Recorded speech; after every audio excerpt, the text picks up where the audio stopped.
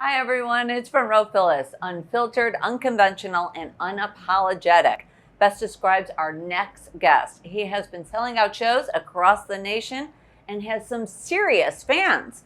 Over 1 million listeners on Spotify, 2 million followers on TikTok, and you know what? I could keep going on. Welcome, Spencer Crandall. Thank you again for joining us. Thank you so much for having me. Oh my God, so you hear those kind of numbers and stats?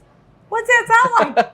It sounds very surreal. It's hard to process even something like 1 million. You're just like, I can barely understand like 10 humans or 100 humans. Right? 1 million, so many hundreds or tens. So it trips me out, but it's so cool and such an honor. Yeah, it's awesome. Such an honor. Now, also, you've been extremely busy, determined. So let's talk about that you released 3 albums before your recent album, which is Western. Yeah. And which is already has over 40 million streams. Craziness. Very crazy. And then you also made your Opry debut this year. Yeah. So what else is on the bucket list for, it's December 1st. Yeah. What else could there be? Goodness, yeah, we are in the coolest, weirdest place where we made all these goals and then we crushed them. So now we're like, what else should we do?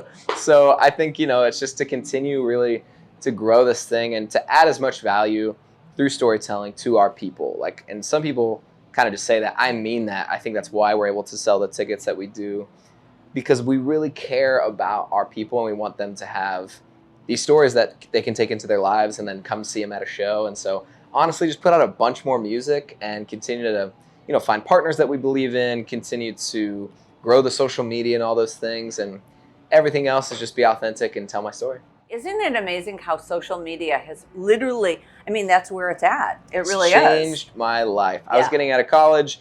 I had 2 shoulder surgeries and I went to go play football and I had no idea what to do with my life. And that's where I just started messing around. I'd get on Instagram or Twitter. And then when TikTok came around, I went from a guy who everyone's like, who's Spencer Crandall, to now being able to do what we do because of an app that I have on my phone. It feels impossible. It was a game changer for so many artists, which is so amazing because 5 years ago, nobody would have ever even thought about that. No. Right? Could you imagine if it's like the 90s, you have to go play on Broadway and just pray that the head of A&R is having a beer at the right time, at the right song. Now you can go find your people. I'm completely independent, no label, no nothing. So to have the things that we have going on is so cool because you can go direct to the consumer. You can find your people, the people who are like, wait, I think that way. I feel that way. It's incredible. And it's changed my life, for real. It's awesome. I was going to bring up one of the questions about, because you were on a path about football and then had to find music. So how has music healed your soul? It continues to do that. I feel like music is like a tool when you feel like you can't keep going. You can find solidarity in the human experience. You can find other humans who are going, hey, you're not crazy. You're not alone. And that's super important. Anytime where I feel like I'm at my lowest, it's because I think people are going to think that I'm, a piece of crap or that I'm doing whatever. And the reality is we're all trying our hardest. This is a really hard thing to do, which is to be a human. And music links us together. It shows us that we're not different. It shows us that we're actually crazy similar. And it feels like you're a part of something bigger than yourself. And we'll feel it here tonight. When everybody gets together and they feel the same emotion, they sing the same words, and they're drinking the same drinks. It's just a thing, and it's almost indescribable. But for me, that heals my soul. Every time I step out from being on stage, I get back to the green room, and I'm pinching myself. I'm like, I get to do this. This is my actual job. So for me, it's everything. It really is. Let's talk about Western. Huge album, huge project, just released a couple months ago. Yeah. What went into the creation? I read something about 6 chapters. Yeah. So tell the viewers a little bit about what that means. Absolutely. So I've put out a couple albums, and for me, I wanted to do something that lit me up creatively. And so I think every great album should answer, where are you from, where are you now, and where are you going? And to me, I actually come from this long line of people who made the old school Western journey on wagons. And, I'm from Denver. So people from the hollers of Kentucky or the coal mines of West Virginia with nothing in their pocket, no plan B, moved across the country to chase a dream. And I always felt really connected to that story because ironically, I moved east to chase my dream when I found music, and I didn't have a plan B. I loaded up my Nissan Pathfinder with all my little amount of belongings, and I went for it. And I think on that journey, there's health and there's unhealth. So the 6 chapters, Scorpion, Revolver, Mustang, Pickaxe, Desert, and Gold, each one of those chapters talks about this kind of hero's journey, chasing your dreams in health and unhealth, what it looks like to be pulled away from your truest self and what it looks like to get pulled towards your truest self.